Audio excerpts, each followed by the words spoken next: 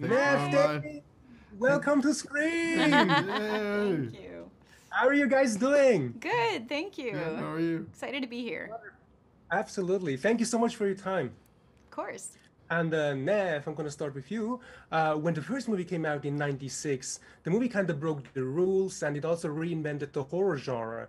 And I was wondering if you ever wanted to break the rules as an actor in order to kind of reinvent yourself as an artist.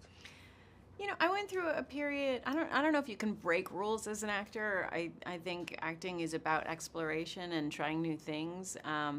I definitely went through a period where I stepped away. I moved to England and I took some time out just to really go see theater and do theater and watch brilliant writing and acting and directing in a different country and also just travel and step out of it. And I think that actually had a bigger impact on my performing than anything else.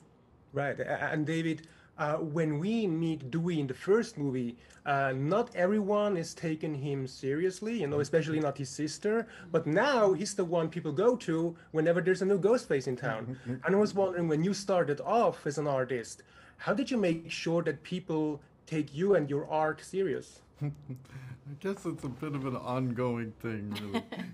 You have to really, you have to figure out, at least for me, I had to figure out sort of what I want out of my career, what makes me happy, what I want to put out there, what brings me joy, and, how I can give back in a way.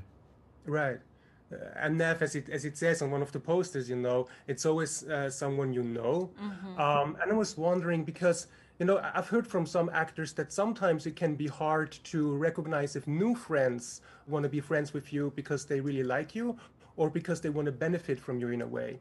And I was wondering, how do you take down these ghost face masks so that you recognize their real intentions?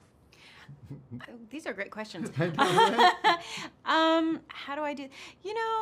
Certainly in my 20s, I had a lot of that, I think, because the fame level was at a height. And so there was a lot of trying to navigate people's intentions. And I think it's more just like a spidey sense that you start to get. You get a sense of whether someone is being genuine or not. My tendency is to trust a person before I distrust them. So I like to give people a chance. Right. And David, my last question would be for you. When we get to see your character in this film, he is kind of a person that has lost optimism in a way compared to the first movie. And I was wondering because of course things don't always go well in life for him as well. And I was wondering, whenever something in your career didn't exactly go the way you wanted, how did you make sure you keep your sense of optimism?